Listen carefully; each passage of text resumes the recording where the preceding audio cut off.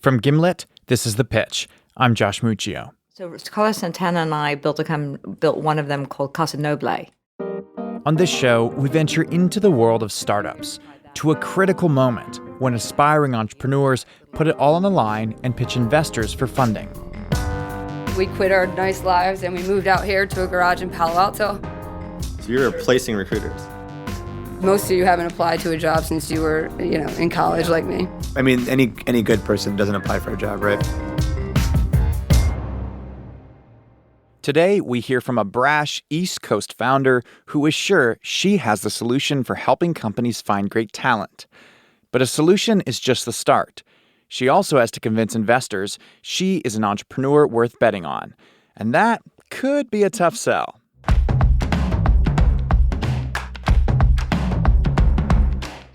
Phil Nadell is the co-founder of Forefront Venture Partners. He's all about managing risk and won't go in on investment unless the numbers are rock solid. $3 million, we do the whole thing. Jillian Manis is here representing Structure Capital. Her investment decisions often hinge on whether she could be a good match for the company by bringing value beyond just the money. And I see the merit. I just want to make sure that I always add smart money, just not money. Jake Chapman's here with Gelt VC. He has a keen eye for the small details, and as a former lawyer, he'll hold a founder accountable for their every word. They're going to shut you down on that name. It's definitely trademark infringement. Howie Diamond founded the VC firm Ranch Ventures. He's looking for entrepreneurs who think outside the box, someone with that X factor that you can't quite put your finger on. I dig your mojo, man. Joining us this week is Sheel Manat with 500 Startups. He isn't afraid to call things exactly how he sees them, and he's looking for a founder who can dish it back. As much as I want the business to exist, I don't know if it can. So I don't know if you ever tried that. And then we sold it to Crown about... It's mid-morning in San Francisco, and our investors are waiting on the next entrepreneur. They're shooting the breeze to pass the time, which, if you're a big-time investor like Jillian Manis, means revealing the details of your latest Super Bowl party. So I built the San Francisco Bridge. It was an acre long in my backyard, in the back. You built a model of... Yeah, and then NASA called me the day after my party. He was like, "Hello, Miss Manis?" I said, "Yes." And he said, "This is Lieutenant so-and-so from NASA." Reminds me of my prom entrance or something. Oh, Hi. Nice to meet you. Hi, nice to meet you. Founder Laura Bilazarian enters the room, as Jillian leaves us on a real cliffhanger of a story. Why did NASA want Jillian's replica?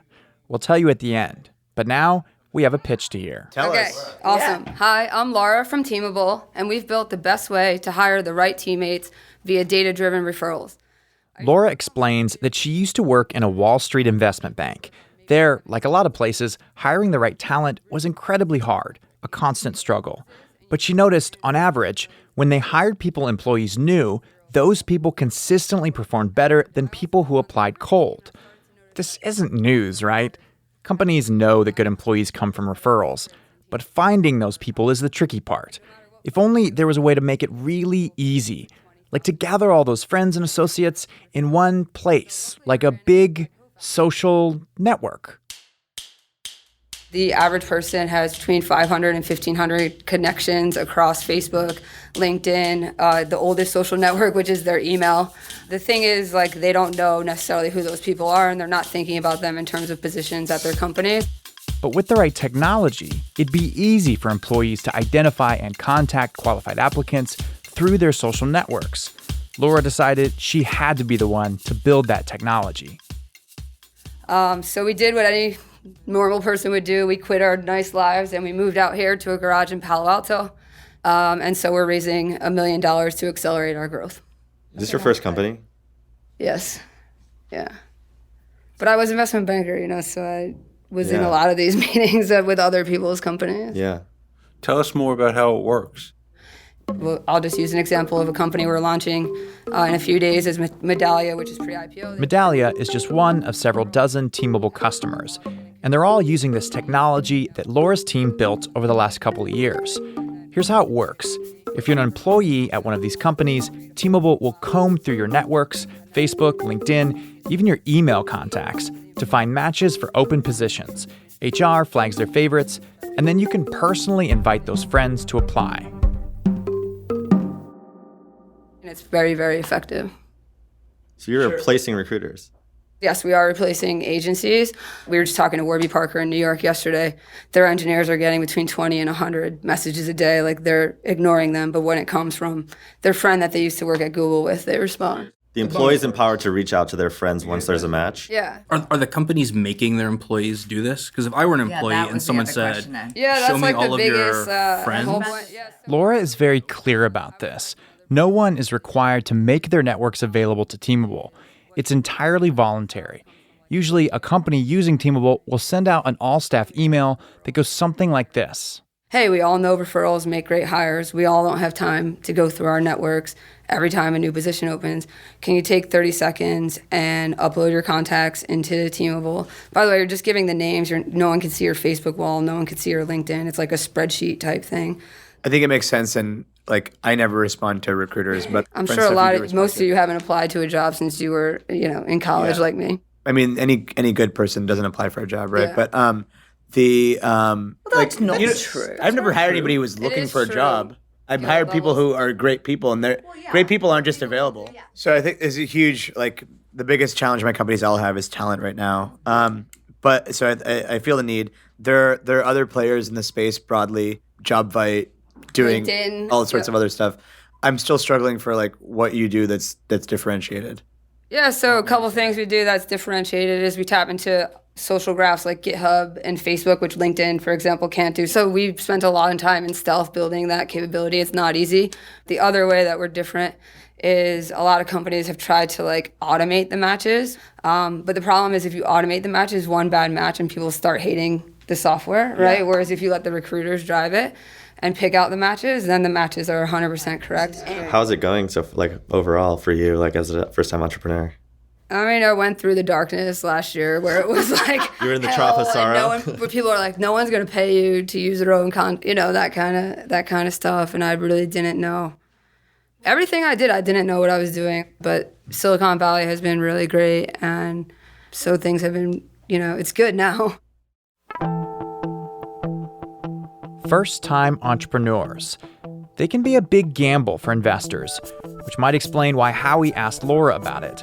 But her answer, that she's been through the darkness, this proverbial trough of sorrow, is a surprisingly honest response. It could mean that she's earned her stripes as a founder, or it could mean she doesn't have the stomach for business. That's just one of the questions investors will need to hammer down before putting any money on the table. Tell me about Revenue. We've been growing at 47% month over month. We're at 42 MRR. $42,000 in monthly recurring revenue, MRR, is a pretty impressive start. Last quarter, with 2 salespeople, we closed $225K in new bookings. We're good. Take it from the beginning. From the beginning. Yes. So we're at 42,000 No, monthly take us recurring back revenue. up, back up. We charge on a subscription basis, and we charge per employee per month. how much do you charge? Yeah, we charge sometimes as much as $20 per employee per month. What's the average, though? I actually don't know the average, but it's very close to that 20. We've done some bigger deals now that are 1,000 people, and that will go down to $8 per employee per month.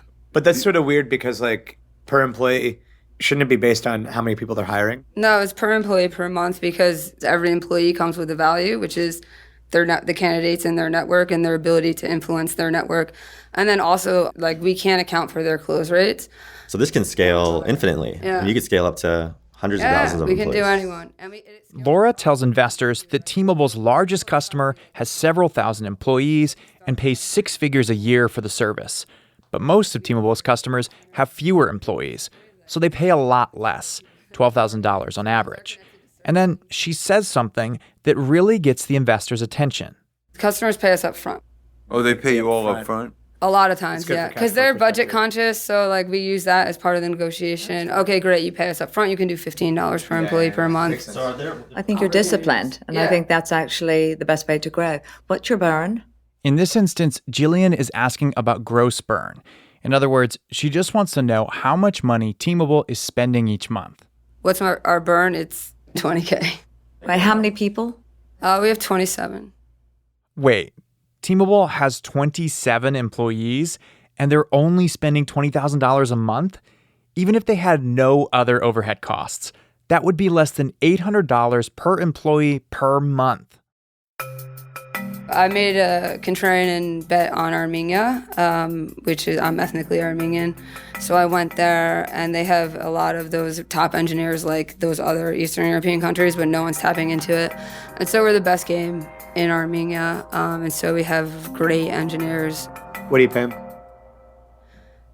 I'd rather not say on that. They're the cheapest for the region, so and I'm blaming my co-founders on this. They're Armenian, so they set the prices. I love the fact that you're doing that. Yeah. That must give you amazing pride. It does. That's how I made it through the darkness. If we're talking about, like, honestly, like if it weren't for, you know, creating opportunity for Armenia, like through those periods where things didn't work and where no one wanted to buy it and all that stuff, like I would have just given up, you know. But it was really for that kept me through, you know, and it's created immense pride and hope and things like that over there.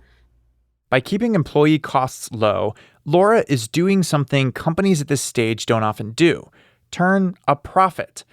But what is all that profit worth, really? In other words, what's the price tag on Laura's company? Now we wouldn't take anything less than a 15 million cap. How much are you raising? We would take another 150. So you're taking a 150 and a 15. Yeah. What's your MRR going to be by the end of this year, do you think? By the end of this year, we'll get to that 100K. So 15 is a little bit hefty valuation for because you're not yet at the Series A. So I mean, it's a cap, right? So it's your chance to get in, or just not. You know what I mean? Why are you raising 150K? yeah, if you don't need it. I mean, just because I'm on the show and I wanted to, you know, give you guys a chance to get in. Like, I really don't. You don't need it. You don't need us. Yeah. So why come on the show? Because there's 40,000 listeners, all of which hiring is a pain point for. Well, I like your strategic mind. Very opportunistic. Appreciate your honesty. So does anyone want to get in at the... Just moments after Laura revealed that she doesn't actually need the funding, she's asking investors if they want in on the deal. Let's see how this plays out. Here's Phil. I think the valuation that you're offering us is a little rich at this stage. I know that you have better insight into where you'll be in a few months than we do, of course. But I'm very interested. I'm just a little turned off by a $15 million valuation at a $42,000 MRR. But 47% month over month growth, like.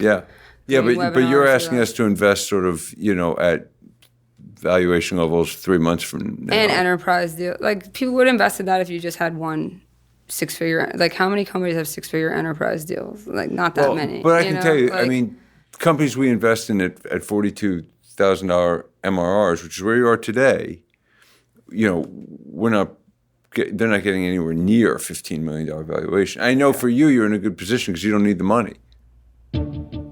They also don't have the same cash flow profile that we have, because think about, like, the unit economics plus the cost of engineering is a fraction. So our total engineering costs us $15,000, including office a month, dude. So the cash that we will throw off. That's all part of we're cash flow positive, which other companies. No, that's part of also the growth, the cash flow of the business going forward. Look, I look at a ton of SaaS businesses. There are other businesses that take cash up front and are cash flow positive. There are tons of them. And I've got a company in my portfolio that's doing a few hundred K MRR, but actually, like, they're taking $1 million contracts up front. So it's not unique. Are they valued at less than 15 million? No, but they're doing like 8x the business you are, and they're valued at 25, 30 million. Yeah. So it's a different level. I want to be in, right? I want to invest. I'm just having trouble with the number. I think. Regrettably, I think I'm gonna have to pass at 15 million. Is there a number at which you wouldn't pass? Yeah, I think for me at 10, I would do it. No, can't do it. So Phil just passed. Or wait, was it Laura that just passed? Either way, they couldn't agree on the valuation Because Laura won't go lower than $15 million, Phil won't get as much of the company as he wants. So he's out. Here's Jake. So for me, I think there's three things. First, I think I'm probably not a great investor for you because I don't really know the hiring, referral, talent space very well. So for me, I don't think I could add a ton of value to your company. Two, like everyone's saying, I think the valuation is definitely a little high. Maybe it makes sense from what you're seeing. You know you can close in 2 months. But today, I've got to value you at 42,000 MRR. And, that's more like a $4 or $5 million cap. 10 million is fairly generous. 15 is really off the charts at that. The last one, which is I think the elephant in the room, is there was a 30-second moment of brutal honesty in your pitch. And I found that a big personal turnoff. So if you're here because you want the publicity and you're open to raising money, that's fine, right? Even though you're not here really to raise money. But the way it was delivered felt very much like this is just a promotional opportunity for me, and I don't care about any of you here or what value you can add. And so for that, I think that was just a little flub. I think you're a very nice person, but it was definitely a personal turnoff. And in first impressions, that can kill a deal, at least for me. So that's a hard pass from Jake. Here's Howie. I have a totally different view. I get pitched, 60 to 70 companies a month, and I hear the same standard banal platitude rhetoric. Like it was refreshing to hear that. And I think you're scrappy, and I think you're opportunistic, and I think you have grit and gumption, and I think that's fucking awesome. Thank you. That's rare. I don't see that in the Valley that much. Howie, let me ask you a question, though. Yeah. Based on what you've seen, we're going to talk about you in front of you. Fine. But do you see her as a founder who's teachable? I don't see it. It's interesting because I sort of pride myself on being I started my fund because I think I can identify talent and I think I can read people really well. I mean, that's one of the early stage. I'm mostly betting on people. And as brutally honest as you are, maybe it's just I have a lot of experience. I love working with East Coast founders and companies. It's just it's not an ego or hubris thing. I actually do think you'd be open if we work together to taking feedback. Yeah. You don't seem cantankerous. Yeah. You actually just seem like you're crushing it, to be honest. That's what I get. And I personally I do think it's overvalued, but I do think that this could be one of those opportunities where it's $500 million to $1 billion exit, if not more, based on your hustle, based on all the things that you've said, based on your attraction, based on you overcoming the sort of existential risk and digging yourself out of the trough of sorrow, and then actually delivering results. You're actually walking the walk. I'm in. I probably want to go in for 25 or 30 or something like that. And I'm a creative and I have empathy for you and I'm an operator myself. So there's gap between venture and an entrepreneur is actually very small for me. So I like getting my hands dirty and working very closely with my founders. So Howie's in. Next up, Jillian. Let me understand this, Howie. yes. Jimmy. So what I heard from Laura is I'm standing firm at 15. This is what I heard. Okay. But everybody, who's spoken so far said I would come in, but I would come in at a little bit lower. But if you're going to give Howie a lower valuation because he's going to tell you how valuable he is, then you should give that opportunity to all of us, don't you think? Or to the ones that you feel will add as much as he will. We're going to map it out with real numbers and stuff. It's not just, oh, hey, Bob, the standard pitch. I can I'll be very honest, and I'm not going to be humble on this because pretty much everybody who's listening will know this. That's a I'm not a humble. I'm trying to be not a I'm not a humble person. I could pick up the phone and pretty much get at the highest level the CEOs, at least to which industry? To pretty much any industry. So I'm old. Okay, let me start there. I've been around a long time. Okay, but let me just speak about you. Okay? You're a heat-seeking missile. Absolutely. I love your grit and I love your edge. Thanks. I was offended, I got to admit, about what you said. But this is what I tell founders all the time. You can be tenacious, but stay gracious. Yep.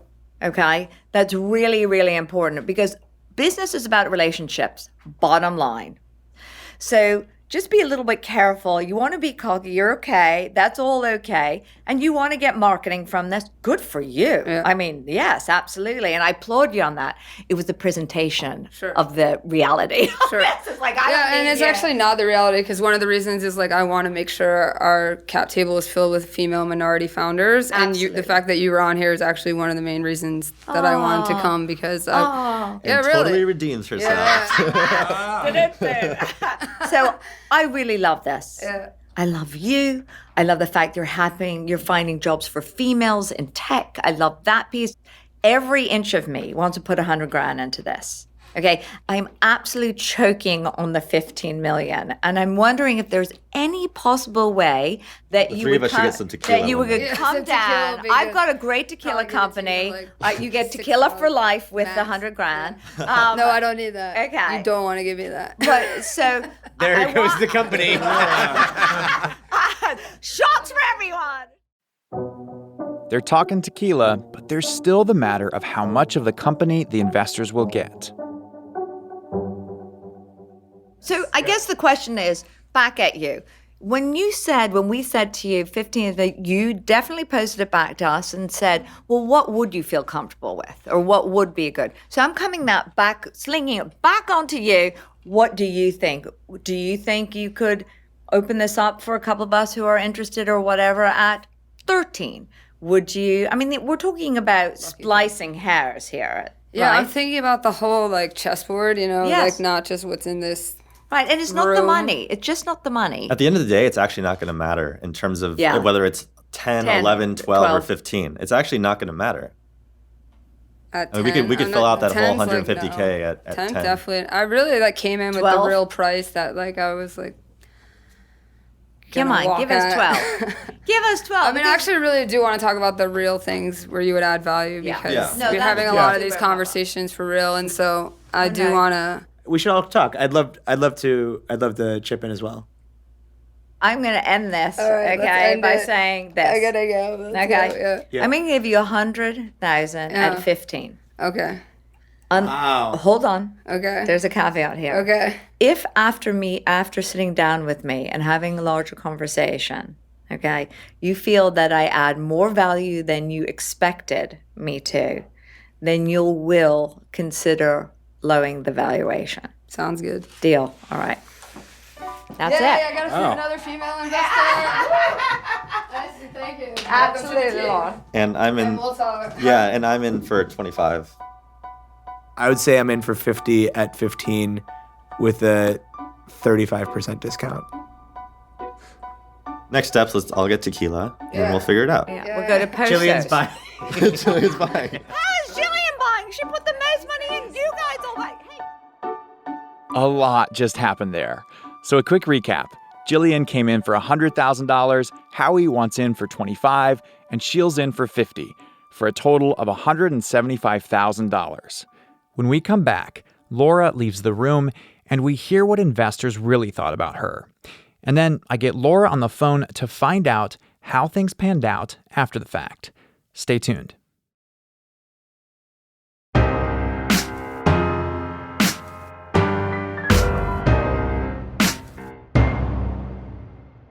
Welcome back. Laura just stepped out of the studio, and our investors speak freely. So meeting her right off the back, I liked the company, but actually I hated her at the beginning. Yes. She was hate super her. I didn't hate super her. cocky. I was Very like, cocky. She was I hate this person.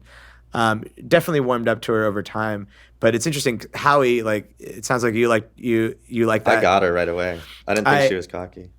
she is was cocky. she was cocky, but But I think think it was just a display layer. It was Yeah. just this thing I that think was she- like she was putting off, and I she knew was- that it wasn't But I have really to tell her. you something. I come against this all the time.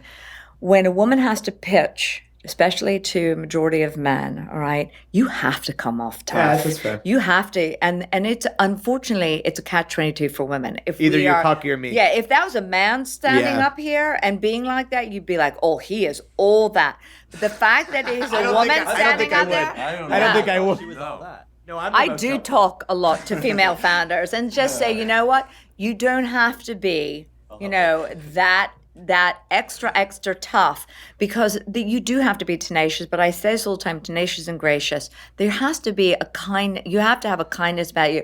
I actually saw the kindness when she was saying, my Armenia got me through those Yeah, I dark like that. days. Yes, like that was a more Okay, human and then all of a thing. sudden I saw her heart. Yeah, I didn't totally. see her heart before. Totally, I love that. right? Yeah, I agree And with then, you. right? I think that she's an East Coaster. She is an East Coaster. Which And we're not I used get. to the East Oh, I Coasters. am. I'm And from the she- East you know, Coast. You're from I the mean, East yeah, Coast. England- There's no bullshit. There was no bullshit No, there. there's no And to your bullshit. point, I agree. She should have said, like, I appreciate She should have and said that. thank you. She's like, I don't even have to be here. Okay, I don't the need your tenaciousness money. I love. To And your that- point, there yes. should have been a little bit of graciousness. Yeah, a little bit. absolutely. a little bit. like, Like, would have been thank- nice. But at yeah. the same time, it's I like, It's agree. okay to be cocky and Yes. like confident. Yes. That But is not that's obnoxious. fantastic. Right. But I don't need your money. I'm here Yes. for the publicity. Yeah. Yes, Like, that was turn it wrong, off. Howie. I disagree. No, that was wrong. respectfully, because I looked at it as being opportunistic. I looked at it being scrappy. I don't see that level of entrepreneurship anymore, and I love it because she is like, that's rare to me. And I have a Sunday test. All my founders that I invest in, I have to be able to hang out with them on a Sunday. Yeah. Otherwise, I'm not going to invest. That's And I cool. can see myself hanging out with her like and that. just riffing on ideas, brainstorming, hustling. And that's she's- just the vibe I got yeah. from her. When I mean, she she's- was just a tough Yeah, vibe. but she smiled. When you saw her smile, you said, okay. And also, she said, I'm sorry. I'm sorry I said that. Yeah. And that spoke volumes to me. Someone can own their bad, I actually think is a kind of founder that I can work Yeah. with. Because I have a lot of female founders, and they are pit Yeah, I think we bulls. gotta go. And they We have gotta to be go. focused. yeah. All right, guys. Okay. Do we have food? Oh, we're breaking? Right. Good.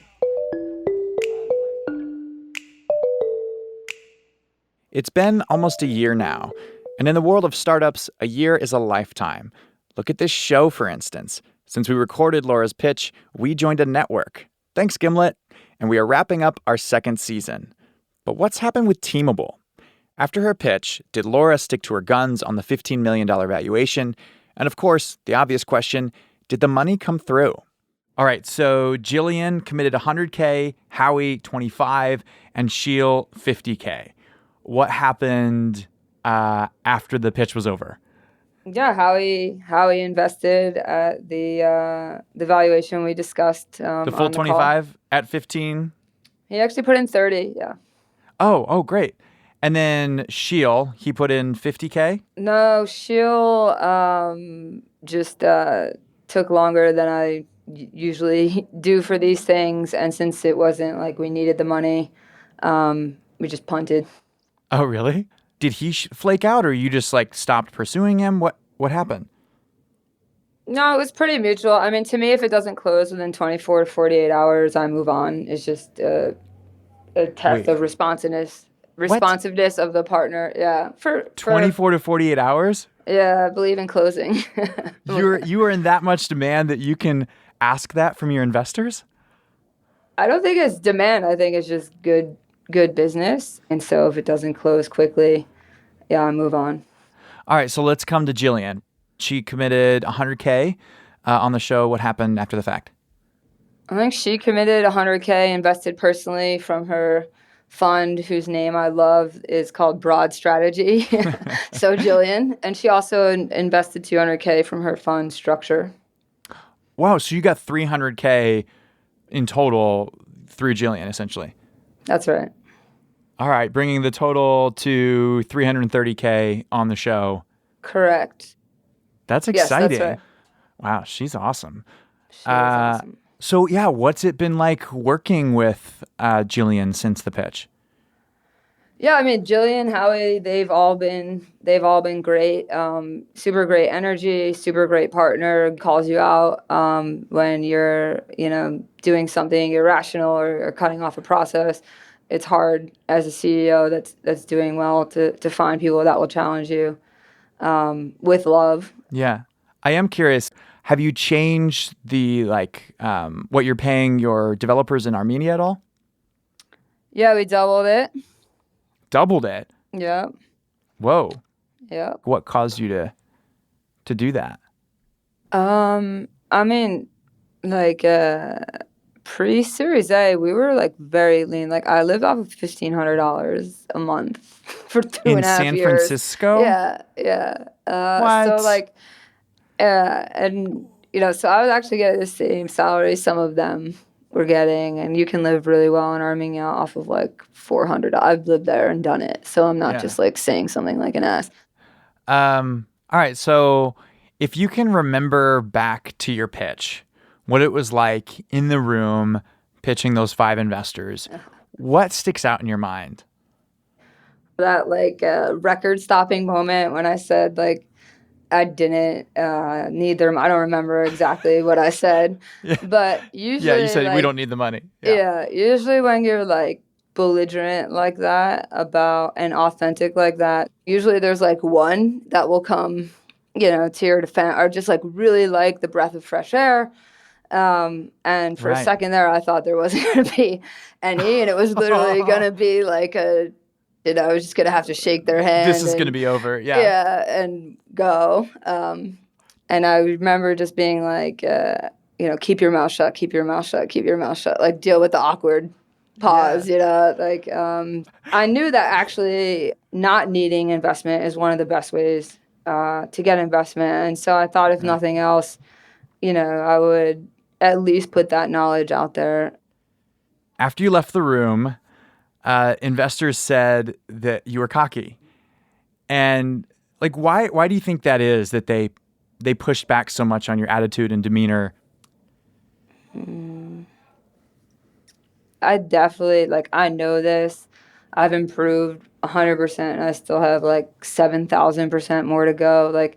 I need to pick my words better for people on the West Coast. East Coast style is to bark something at someone, they bark back, and it's a non-traditional style for my gender. That could be it. Yeah. And I mean, they actually said that after the fact. Jillian brought that up. She said, if this was a man in here pitching this with the same attitude, you would have not said she's cocky, but it's because she's a woman that you said that. So she called him out on that, and they said, no, that's not what happened. We wouldn't have done that. I really don't want to get into this narrative of competitive disadvantages, because I think there's so many competitive advantages to being a woman. But to me, words are words, right? That's great that she called me cocky, but she invested. And I definitely don't want any woman that's listening to this to think we have a competitive disadvantage, because we have so many competitive advantages. What would be worse would be my engaging in the narrative of I have a losing hand because I'm a woman. It's just that that would be, then I would have lost, right? There's always competitive advantages. Yeah, what are your competitive advantages, you feel? I think one is that people trust me, right? And so it's if people trust each other, they're willing to be more open, more collaborative, take risks, and all these things.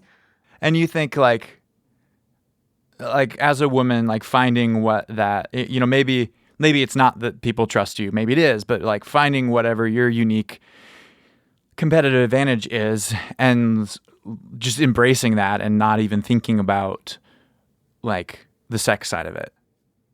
Yeah, that's right. Yeah. I mean, it's like any, I was a rugby player, right? And so there were advantages I had because I was low to the ground, right? And that was a low center of gravity, right? So there's going to be advantage that you have just from your structure. And then there were advantages I had because it was me, which is I knew what people were going to do before they did it, right? And that's a very unique to me advantage, and I use that. So I always look like the fastest person, but actually, if you looked at my 40 time, it was slow. Right? And so you need to figure out what are your women advantages, and then what are your unique advantages. Whether you're playing rugby or pitching to investors, there are always a lot of subtle dynamics at play. Strategy, attitude, gender, and you never know which will prove to be the deciding factor. Laura told our investors she didn't need any money, yet she still walked away with hundreds of thousands of dollars in funding, more than any other startup on her show so far. How did she do it? I tend to agree with Laura that she got this funding because investors trusted her, and they trusted her because she was brutally honest. In every pitch, investors try to see behind an entrepreneur's mask to see who they really are as a founder. Laura made that easy with her blunt delivery. That can be a polarizing strategy, But polarizing isn't always a bad thing. The investors who do appreciate that approach won't need much more convincing. This is the final episode of Season 2. We'll be on break until October 25th when Season 3 starts. We just recorded those pitches earlier this month, and let me just say, you're not going to want to miss them. Oh, and before I go, remember that Golden Gate Bridge replica that Jillian was talking about earlier? NASA did buy it, and they're now using it for wind tunnel testing. Pretty cool. All right, thank you so much for listening. I'll see you this fall. Our show is produced by me, Josh Muccio, Asa Chaturvedi, and Rob Zipko. We are edited by Devin Taylor with help from Alex Bloomberg. Special thanks to Colleen Pellissier and Allison Behringer, who originally produced this episode back in our indie podcast days. Our theme music is by Breakmaster Cylinder, with original music composed by The Musemaker, Bobby Lord, Jeff Brodsky, Christian Bjorkland, John Kimbrough, Louis Weeks, Bean Art, and Edwin. We were mixed by Enoch Kim. Thanks to Lisa Muccio for planning the Season 2 recording event last fall. And a quick disclaimer, no offer to invest is being made to or solicited from the listening audience on today's show. Also, I want to say a quick thank you to the original sponsor of Season 2, the It's Worth Doing Right family. All right, you've been listening to The Pitch from Gimlet Media. I'm Josh Muccio. See you next season.